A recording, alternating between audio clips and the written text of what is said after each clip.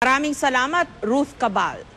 Banned na si Attorney Vitaliano Aguirre sa loob ng Senate Session Hall, pero pag-uusapan pa raw ng mga senador sa Lunes ang magiging parusa sa kanya. Si Senator Santiago halata namang mainit pa rin ang ulo pagkatapos ng pagdinig. Live mula sa Senado may report si Joseph Morong. Joseph? Jessica, sabi nitong si House Lead Prosecutor Representative Neil Tupas, may nakarating daw sa kanya na abiso itong si Attorney Vitaliano Aguirre II na hindi na muna siya haharap para sa prosecution. He will voluntarily not appear for the prosecution anymore. Pero ang sabi ni Tupas ay kakausapin daw muna nila ito. Samantala dito kanina sa Senado, sinabi nitong si Senator Pia Cayetano na maaring hanggang 10 araw na pagkakakulong at 2,000 pisong multa ang pwedeng imulta, parusa dito kay Attorney Aguirre. Dahil alam mo na, abot tayo sa puntong ito. Bago pa raw sitahin ni Senator Jinggoy Estrada, si Private Prosecutor Attorney Vitaliano Aguirre ay sinisenya sana ng Estrada si Congressman Rudy Fariñas. Nagtatakip kasi ng tenga niya noon si Aguirre habang sinasabon ni Senator Miriam Defensor Santiago ang prosecution kaugnay ng paglalaglag nila ng 5 sa 8 articles of impeachment laban kay Chief Justice Renato Corona. Sa video may pinapakita pa sa kanyang laptop si Estrada sa katabi niyang si Senator Franklin Drilon. I was gesturing Congressman Fariñas to tell Attorney Aguirre, ibaba yung kamay niya. Hindi siguro may katigasan din ang ulo. Tumayo na si Estrada at tinanong ang pangalan ni Aguirre. Nagpupuyo sa tumayo si Santiago matapos ipakita sa kanya ng kanyang seatmate na si Senator Alan Peter Cayetano ang litratong ito na nakatakip tengang si Attorney Aguirre. Nagpatawag ng break si Senate Presiding Officer Juan Ponce Enrile. Dito na sumugol si Santiago sa podium kung saan nakatayo si Aguirre.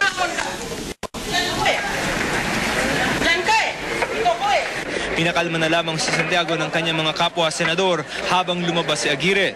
I assured her na lang na kami na ho ang bahala kasi we are offended as an impeachment court.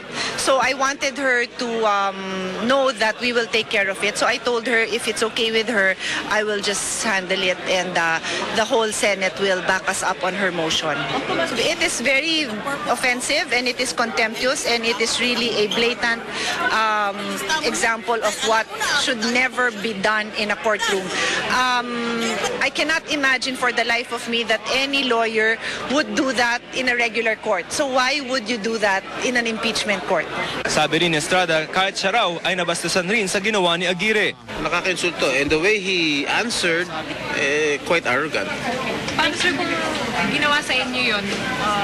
There and there talagang... Hindi ko alam. Buti nga si Senator Miriam lang, babae. Hindi ko. Hindi naman.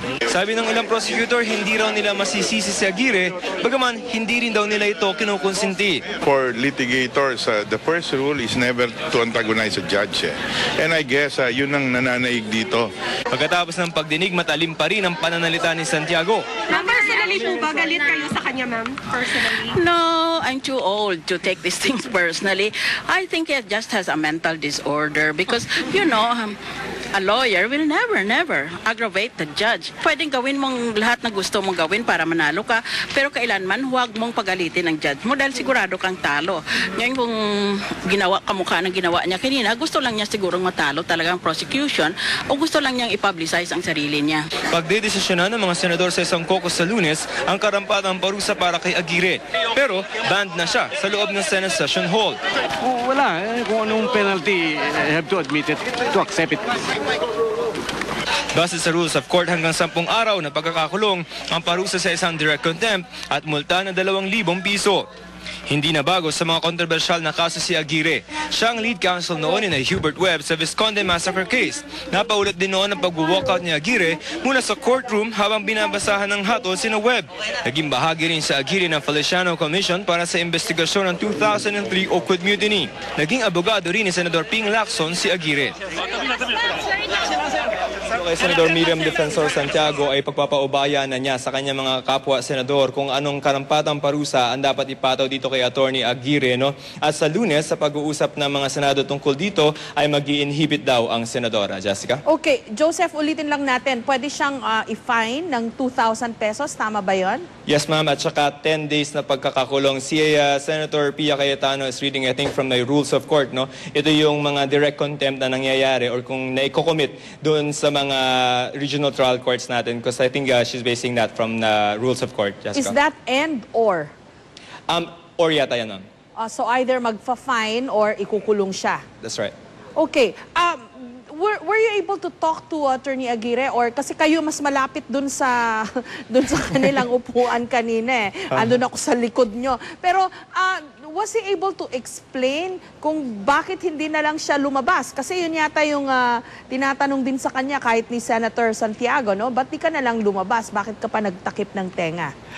Yun nga, ma'am, yung demeanor nitong si Attorney Aguirre, medyo palaban ng konti, no? At noon nga tinatanong siya dyan, sinabi, pwede ka namang lumabas. Ang sabi niya dito kay Senator Miram, I was about to go to. No, parang medyo ganun yung sagot niya. Nung lumabas siya from the Senate, no, nung nag-break tayo kanina, ay hindi na siya nagpa-unlock ng interview kasi nga, ay guarded din siya, heavily guarded din siya ng security ng Senado, and he went straight to the prosecution room. At pagkatapos no, nagkaroon lang ng pagkakataon si Sandra na ambush at sinabi nga niya na he will face whatever punishment that the Senate will met out to him. Okay, in the meantime, ano ang mangyayari dun sa hawak niya na article of impeachment dito sa impeachment trial, Joseph? Kasi alam ko, they get a private prosecutor to handle certain charges or articles, di ba?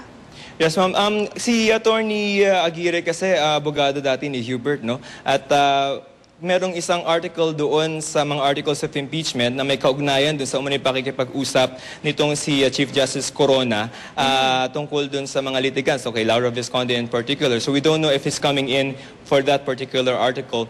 Pero hindi natin alam, given the situation, given what had happened today, kung ano na yung magiging papel niya kasi he himself, according to Representative Tubas, have expressed na hindi na siya mag-a-appear for the prosecution. So malamang isang team naman yan at hindi naman and besides, nag-rest na ng case yung prosecution for Articles 2, 3, and 7. And even before that, they dropped that point whatever nung article na yon dahil hindi na nila itutuloy yung something to do with the Visconde case, di ba?